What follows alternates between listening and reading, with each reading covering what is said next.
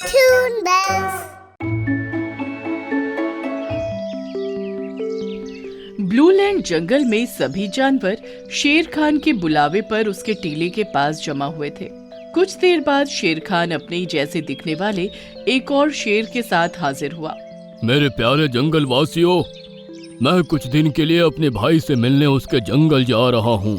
तब तक मेरा ये दोस्त शेरू इस जंगल का शासन संभालेगा। ठीक है शेर खान, आज से आपके वापस आने तक हम शेरू को ही अपना राजा नियुक्त करते हैं। आपका बहुत बहुत शुक्रिया। थोड़ी देर बाद शेर खान वहाँ से निकल गया और उसकी जगह अब शेरू उसकी गुफा में रहने लगा। दोपहर के टाइम मोंटू गैंडा अपनी मस्ती में आकर इधर उधर टक्कर मारता फिर रहा था। वहीं तालाब के किनारे एक पेड़ पर एक बुलबुल का घोंसला बना हुआ था। उस घोंसले के अंदर बुलबुल के साथ उसका बच्चा मुन्नू भी मौजूद था, जिसके पंख पर बहुत गहरी चोट लगी थी। पेड़ों को गिराने में कितना मजा आता है, आज तो कोई रोकने वाला भी नहीं है। ऐसा कहते हुए वो बुलबुल के घोंसले वाले पेड़ की तरफ भागा। एक ही टक्कर में बुलबुल का घोंसला नीचे आ गिरा। ड्रैगन फ्रूट लुढ़कता हुआ तालाब के पानी में गिर गया और बच्चे को भी और ज्यादा चोट लग गई। ये तुमने क्या किया? अरे क्या हुआ, इतना तेज क्यों चिल्ला रही हो? मेरे बच्चे को पहले ही इतनी चोट आई हुई है, तुमने उसे और चोट पहुंचा दी। और यह ड्रैगन फ्रूट जो उसके 15 दिन की दवाई थी, तुमने उसको भी पानी में गिरा दिया। इसमें मेरी कोई गलती नहीं है। मैं अभी शेरू महाराज के पास जा रही हूँ, सही गलत का फैसला वही करेंगे। बुलबुल ने शेरू के पास जाकर सारी बात कही और शेरू ने उसी टाइम सभा बुलवा ली। इस पूरे मसले को सुनने के बाद मेरा दिमाग यही कहता है कि मोंटू एक गेंडा है। एक गेंडा जब मस्ती करता है तो इधर उधर टक्कर मारकर ही एंजॉय करता है। अगर टक्कर मारने से तुम्हारा घोंसला गिर गया तो इसमें मोंटू की कोई गलती नहीं है। लेकिन मेरे बच्चे को ठीक करने की दवा, वो ड्रैगन फ्रूट जो पानी में गिर गया है, अब वो कौन ला कर देगा? तुम उसकी माँ हो, उसको कैसे लाना है वो तुमको देखना है। ऐसा कहकर शेरू वापस अपनी गुफा के अंदर चला गया। किसी को भी उसका यह फैसला पसंद नहीं आया। शाम को पिंकी लोमड़ी शेरू की गुफा में पहुंची और उससे बात करने लगी। शेरू महाराज, जब से आपने जंगल का शासन संभाला है, सभी जंगलवासी बहुत खुश हैं। मुझे भी आपकी ही तरह समझदार बनना है, इसलिए मैं चाहती हूँ कि आप मुझे अपना नौकर बना लें और अपनी सेवा का एक मौका दें। अरे वाह, तुमने तो ये बहुत अच्छी बात कही है। मुझे भी तुमको अपना नौकर बनाने में खुशी होगी। उस दिन से पिंकी लोमड़ी शेरू के साथ रहने लगी और उसके हर गलत फैसले पर उसकी खूब चापलूसी करने लगी। एक शाम उसकी खूब तारीफ करने के बाद पिंकी लोमड़ी उससे बोली, शेरू महाराज, हिमालय की चोटी पर एक ऐसा ड्रैगन फ्रूट उगता है जिसको अगर कोई जानवर खा ले तो वो इस दुनिया का सबसे ताकतवर और अमर जानवर बन सकता है।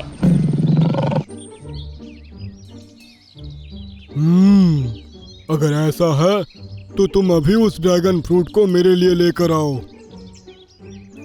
शेरू महाराज, वो फ्रूट सिर्फ हिमालय की चोटी पर उगता है और काफी भारी भी है, इसलिए उसको कोई बाज या गिद्ध ही लेकर आ सकता है। और हाँ, आप हमेशा के लिए अमर और ताकतवर तभी होंगे जब आप अकेले ही उस पूरे फल को खा सके। अगर थोड़ा सा भी फल किसी और जानवर ने खा लिया तो उसका आप पर कोई असर नहीं होगा। ठीक है, मैं अभी गोल्डी बाज को उसे लेने के लिए भेज देता हूँ। शेरू ने उसी टाइम गोल्डी बाज को ड्रैगन फ्रूट लेने के लिए भेज दिया। 2 दिनों के अंदर गोल्डी ड्रैगन फ्रूट को ले आया। अब मैं इसको खाऊंगा और फिर दुनिया का सबसे ताकतवर अमर जानवर बन जाऊंगा। शेरू ड्रैगन फ्रूट को खाने ही वाला था कि लोमड़ी फ्रूट पर झपट पड़ी और उसको लेकर झाड़ियों में भाग गई। रुक जाओ।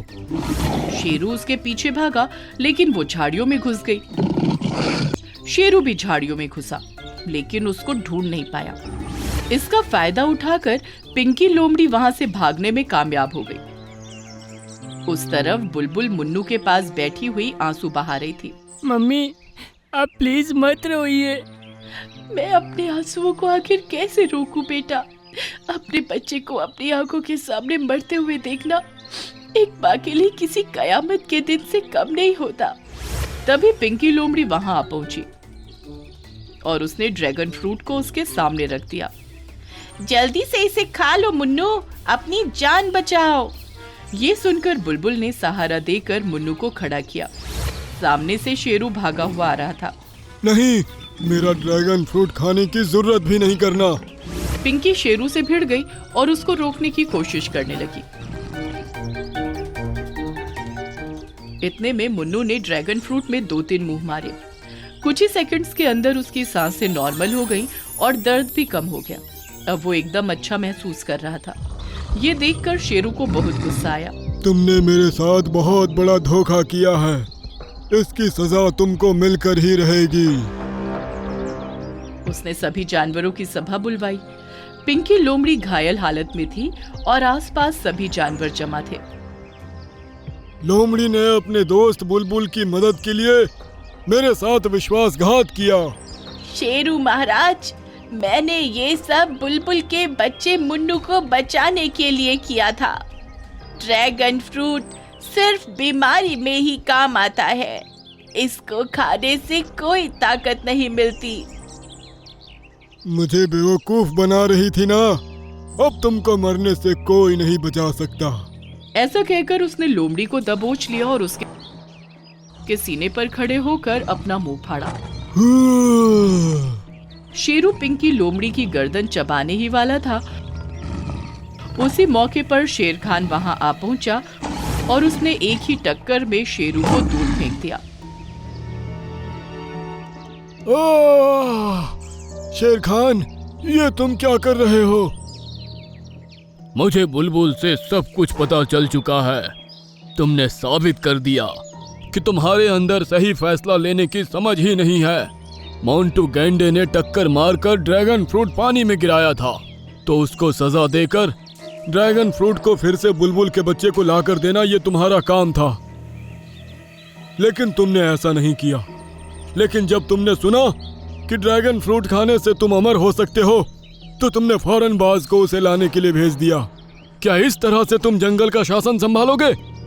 लेकिन शेर खान, यहाँ से चले जाओ, वरना मैं भूल जाऊंगा कि तुम मेरे दोस्त हो। ये सुनकर शेरू उसी टाइम तेजी से वहां से भाग निकला।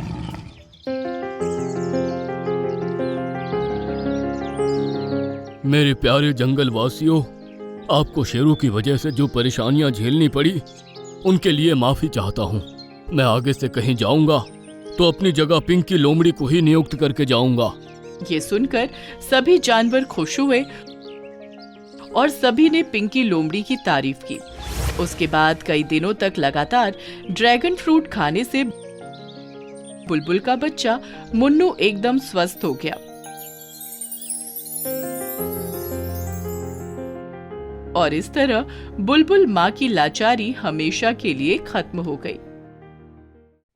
पिंक फॉरेस्ट जंगल में सर्दी की शुरुआत हुई थी। बदलते मौसम के साथ हल्का फुल्का स्नोफॉल शुरू हो गया था। शाम तक ये सभी बर्फ में मजे करते रहे और अपने अपने घरों को जाकर सो गए। लेकिन अगली सुबह जब तीनों चिड़िया सोकर उठी तो उसने कुछ अजीब देखा। अरे, मेरा पेड़ एक रात में इतना कमजोर कैसे हो गया? इसके पत्ते तो इस तरह झड़ रहे हैं जैसे कि पतझड़ लग गया हो। तभी सामने वाले पेड़ से सोनू कबूतर बोला, अरे बाप रे, मेरा ये पेड़ तो पूरी तरह खाली हो गया। मेरे घोंसले में भी बर्फ भर गई है। ये दोनों अब आसपास घूमने निकले तो पाया पूरे जंगल का यही हाल था। सभी पेड़ों के पत्ते गिर गए हैं और पक्षियों पर मुसीबत आ गई है। इसके साथ ही जमीन पर पत्तों के बिखरने से अब जानवरों को भी परेशानी हो रही थी। ये सभी एक जगह जमा हुए और चर्चा करने लगे। पेड़ों से पत्ते झड़ने की वजह से बर्फ सीधा हमारे घोंसलों में गिर रही है। पूरी सर्दी भला हम कैसे जिंदा रहेंगे? वाकई में सर्दी के मौसम में पतझड़ का लग जाना बहुत ही परेशानी वाली बात है। उसी टाइम उन्होंने देखा कि नदी के पानी पर कुछ बहता हुआ आ रहा है। वो क्या है? ये सुनकर सभी किनारे पर पहुंचे तो पाया कि वो एक घोंसला है जिसके अंदर एक छोटी सी नवजात मैना बैठी सो रही है। मोंटू बंदर ने उस घोंसले को उठाकर जमीन पर रखा और सभी उसे देखने लगे। ओह, ये मैना तो कितनी प्यारी है। इसकी तो अभी आंखें भी नहीं खुली। हाँ, ऐसा लग रहा है कि ये अभी अभी जन्म लेकर आई है, लेकिन इसकी माँ कहाँ पर है? इसकी चोंच तो सोने के जैसी चमक रही है। ऐसी चोंच मैंने पहले कभी किसी पंछी की नहीं देखी। इन सभी को उस बच्ची की चिंता होने लगी। सभी पक्षियों ने बर्फबारी से बचने के लिए अपने घोंसलों को गुफाओं के अंदर बना लिया था। इसलिए उसके घोंसले को भी उन्होंने लोमड़ी की गुफा के मुंह पर ही रख दिया। उसी गुफा के अंदर कबूतर और टीनू ने भी घोंसले बना लिए थे और उसकी देखभाल में लग गए थे। अगले दिन उसकी आंख खुली तो वो सबको टुकुर टुकुर देखने लगा। ओह, ये कितनी प्यारी है। इसका नाम हमें क्या रखना चाहिए? हाँ, हम ही इसका नाम रख देते हैं। चिंकी ठीक रहेगा, है ना? हाँ, चिंकी अच्छा नाम है। कुछ ही दिनों में चिंकी बोलना और उड़ना भी सीख गई। चिंकी, अगर हमारे जंगल के पेड़ ठीक होते तो हम तुमको नया घोंसला बना कर देते। नहीं लोमड़ी मौसी, आप सब लोग मेरा इतना ख्याल रखते हैं, वही बहुत है। मुझे मेरी माँ की कमी भी महसूस नहीं होती। तभी चिंकी ने देखा कि कटफोड़वा एक पेड़ पर अपनी चोंच मार रहा था। अरे, यह आप क्या कर रहे हैं? ऐसा करने में बहुत मजा आता है चिंकी। चाहो तो तुम भी कर सकती हो। ये सुनकर चिंकी भी उस पेड़ पर गई और चोंच मारने लगी। उसके चोंच मारते ही वो और ज्यादा चमक उठी और वो पेड़ हरा भरा हो गया। अरे, ये कैसा चमत्कार है? ये देखकर सभी हैरान रह गए। तभी लोमड़ी ने कहा, लगता है चिंकी की चोंच जादुई है। ये आप क्या कह रहे हैं? मुझे कुछ समझ नहीं आ रहा। चिंकी, तुम्हारी चोंच में जादू है। इसके केवल स्पर्श से ही सूखे पेड़ कितनी जल्दी हरे भरे हो गए। मुझे बहुत खुशी है ये जानकर कि मैं आप लोगों के काम आ सकती हूँ। आप लोग देखना, मैं कुछ ही दिनों में इस पूरे जंगल को हरा भरा कर दूंगी। चिंकी पूरी मेहनत के साथ अपने काम में लग गई, लेकिन जंगल बहुत बड़ा था। वो धीरे धीरे सभी पेड़ों को अपनी चोंच से छूकर उनको ठीक करती जा रही थी। तकरीबन 14 दिनों के अंदर उसका पूरा जंगल अब पहले जैसा हरा भरा हो गया था। सभी पक्षियों ने अपने घोंसलों को फिर से पेड़ों पर रखवाया और अब सभी सुकून से रहने लगे। कुछ दिन बाद एक मैना जंगल में आई। तुम यहाँ हो? मैंने तुमको कहाँ कहाँ नहीं ढूंढा। अरे, कौन हो तुम? मैं चिंकी की माँ हूँ। ग्रीनलैंड जंगल में रहती हूँ। इसके जन्म के बाद मैं तालाब पर पानी पीने गई थी। इतने में न जाने कौन इसे उठा ले गया। जब मैं वापस पहुंची तो मेरा घोंसला खाली था। मैना माँ की आंसू देखकर सभी का दिल पिघल गया। क्या मैं मेरे बच्चे को ले जा सकती हूँ?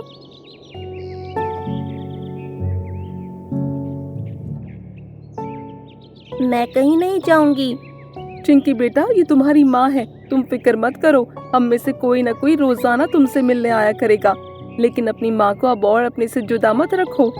ये सुनकर चिंकी चुप हो गई और सबसे विदा लेकर अपनी माँ के साथ वहाँ से निकल गई। सभी जानवर चिंकी के बारे में ही बातें कर रहे थे।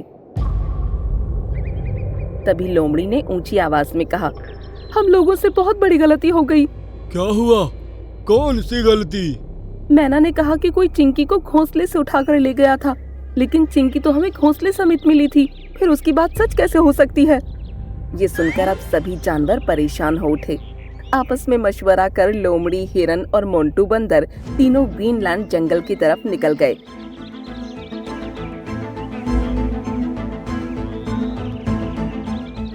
इनको रास्ते में ही चिंकी और मैना मिल गए। उन्होंने इनको रोक लिया। रुक जाओ। अरे आप लोग हमारा पीछा क्यों कर रहे हैं? हमें पता चल चुका है कि तुम चिंकी की माँ नहीं हो। अब सच सच बताओ कि तुम कौन हो और चिंकी को कहाँ ले जा रही हो? हमारे जंगल ग्रीनलैंड के पंछियों पर कई साल से एक बाज राज करता है। वो हम पर जुल्म करता है और हमें उसको बर्दाश्त करना पड़ता है। हमारे जंगल में एक बूढ़े उल्लू दादा भी रहते थे। मरते समय उन्होंने भविष्यवाणी की थी कि कुछ दिनों बाद हमारे जंगल में सुनहरी चोंच वाली एक मैना पैदा होगी और वही उस बाज को मारकर हमें उसकी गुलामी से आजाद कराएगी। लेकिन ये बात किसी तरह से बाज को पता चल गई। उसने सभी नवजात बच्चों पर नजर रखना शुरू कर दिया। उसने सोचा कि उसको पैदा होते ही मार देगा। इसलिए जब चिंकी पैदा हुई तो इसकी माँ ने इसको घोंसले समेत पानी में बहा दिया था।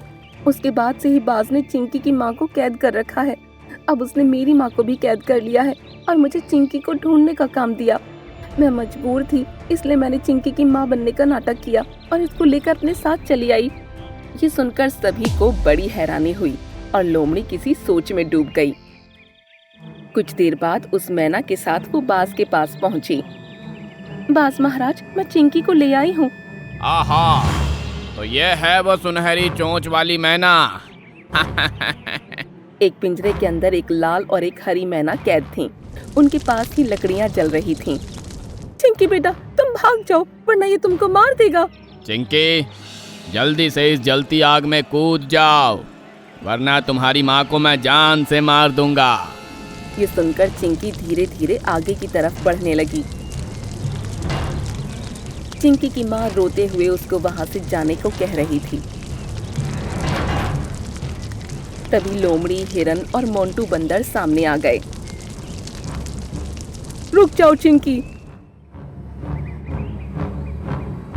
बंदर ने जल्दी से पिंजरा खोलकर दोनों मैनाओं को आजाद कर दिया। नहीं। चिंकी, अब डरो नहीं और जल्दी से इस बाज पर अपनी चोंच से हमला करो। दूर रहना मुझसे, दूर रहो। ये सुनकर चिंकी ने हिम्मत की और बाज को जाकर एक चोंच मारी। उसकी चोंच लगते ही बाज जमीन पर आ गिरा और एक तेज चीख के साथ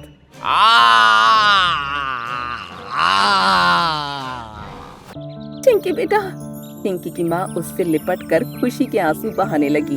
उसके बाद चिंकी की माँ और चिंकी सभी के साथ जंगल वापस आए और आराम से रहने लगे। अरे वाह मिनकी, तुमने तो 3 अंडे दिए हैं। इसका मतलब मैं मामा बनने वाला हूँ। हम दोनों माँ बाप बनेंगे तो बहुत खुशी होगी। और हाँ, मैं मामा बनूंगा तो मुझे भी बहुत खुशी होगी। बड़े आए माँ बाप और मामा बनने वाले। मैं तो अभी के अभी इनको चट करके उनके सपनों के पलंग को तोड़ने वाली हूँ। एक जंगल में एक बरगद के पेड़ के नीचे मिनकी सारस और टोनी सारस का एक जोड़ा रहता था। दोनों एक दूसरे से बहुत प्यार करते थे। एक दिन मिनकी सारस ने 3 अंडे दिए।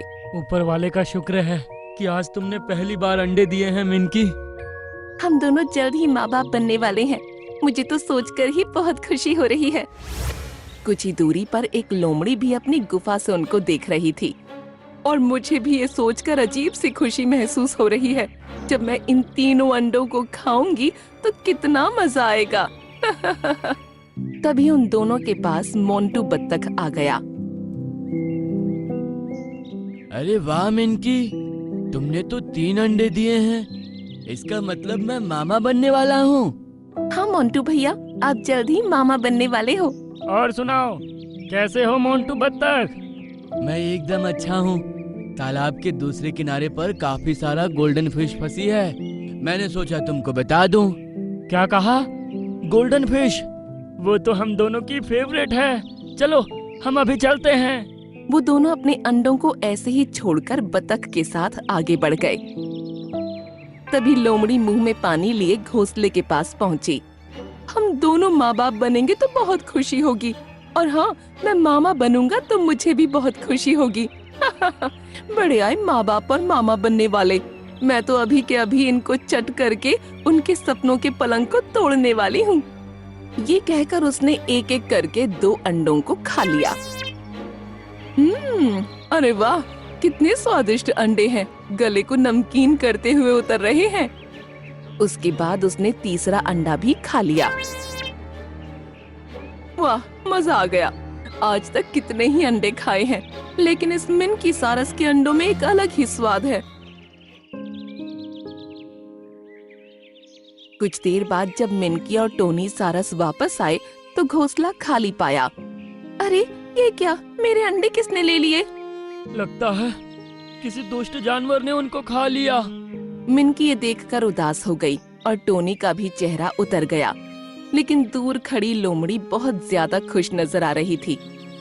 सारी रात इन दोनों को नींद नहीं आई और ऐसे ही सुबह हो गई। चलो मिनकी, कुछ खाने के लिए चलते हैं, उसके बाद तुम फिर से अंडे देना। अब उदास कब तक रहोगी? और अगर फिर से अंडे देने के बाद कोई उनको खा गया तो मैं अपने आप को कैसे संभालूंगी? ये सुनकर टोनी ने कुछ सोचा।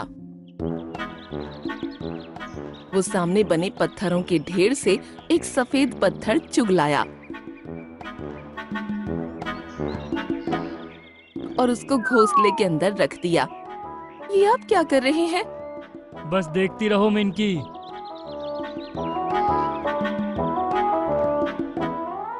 वो फिर से गया और एक और सफेद पत्थर उठाकर लाया और उसे भी घोंसले में रख दिया। ये दोनों पत्थर अंडे जैसे दिख रहे हैं। अब हमें पता चल जाएगा कि हमारे अंडों को किसने चुराया था। ठीक है, देखते हैं क्या होता है। वो दोनों अब आगे बढ़े ही थे कि कुछ ही दूरी पर एक पेड़ की ओट में छिपकर देखने लगे। उसी समय लोमड़ी नींद से जागी। Good morning everyone. वैसे यहाँ तो कोई है ही नहीं, इसको गुड मॉर्निंग विश करूं। ये कहते हुए उसकी नजर जैसे ही अंडों पर पड़ी, उसका चेहरा खिल उठा। वो भागकर वहां पहुंची।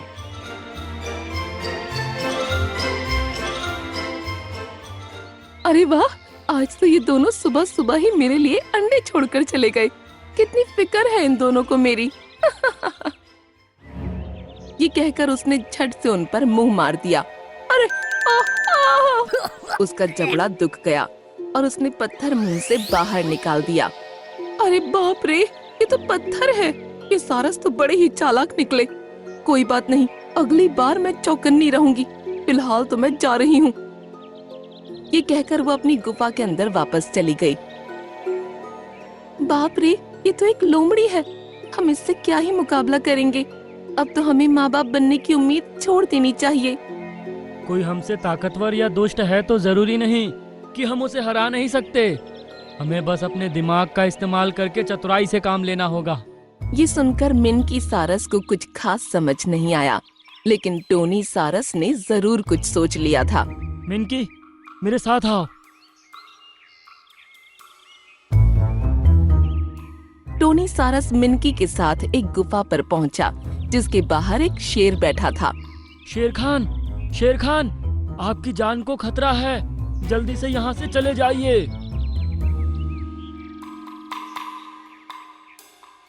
अरे ये तुम क्या बोल रहे हो? भला मेरी जान को किससे खतरा हो सकता है? एक लोमड़ी बहुत ही खतरनाक है। उसने अभी तक कितने ही जानवरों को मारा है और अब वो कह रही है कि शेर खान को उसकी गुफा के अंदर घुसकर मारूंगी। एक लोमड़ी? ये कहकर शेर खान एक पल को चुप रहा, फिर ठहाका लगाकर हंस पड़ा। ठीक है, ले आओ उसको। मैं मेरी गुफा के अंदर ही उसका इंतजार करूंगा। देखते हैं कौन किसको मारता है। ठीक है शेर खान, हम कल उसको लेकर आ जाएंगे। ये कहकर वो दोनों वहां से चल दिए। जब काफी आगे पहुंचे तो मिनकी ने टोनी से कहा, ये आप क्या करके आ गए? क्यों शेर खान को झूठ बोला? मुझे कुछ समझ नहीं आ रहा। उस लोमड़ी की गंदी नीयत उसकी कमजोरी है। हम उसकी इसी कमजोरी का फायदा उठाने वाले हैं। अब मैं जो कहता हूँ उसको ध्यान से सुनो। ये कहकर टोनी सारस ने मिनकी को न जाने क्या समझाया। वो दोनों अपने घोंसले पर पहुंचे और चुपचाप सो गए। आज रात मैं सोने वाली नहीं हूँ। सुबह होने पर जब ये अंडे देगी तब इनके जाने के बाद उन्हें खाकर ही नींद भरूंगी। ये सोचकर वो घात लगाए जागती रही। सुबह होने पर जैसे ही आंख खुली तो मिनकी सारस तेज स्वर में बोलती हुई उठी। ए जी, सुनते हो? उठ जाओ, मुझे अंडे देने हैं। अरे उठ रहा हूँ, क्यों चिल्ला रही हो? क्या कहा इसने? अंडे देने जाना है? वैसे आपका वो आइडिया बहुत अच्छा था कि अंडों को घोंसले में न देकर गुफा के अंदर अंडे दूं। अभी तक उस गुफा के अंदर हमारे 9 अंडे जमा हो गए हैं और अब भी 2 और देकर आऊंगी। ओहो, तो इन दोनों ने गुफा के अंदर अंडे देना शुरू कर दिया है। 9 अंडों का नाम सुनकर तो मेरे मुंह में पानी आ रहा है। आज तो समझो मेरी न्यू ईयर पार्टी हो जाएगी। वो दोनों जब जंगल की तरफ निकल गए तो लोमड़ी भी उनके पीछे हो ली।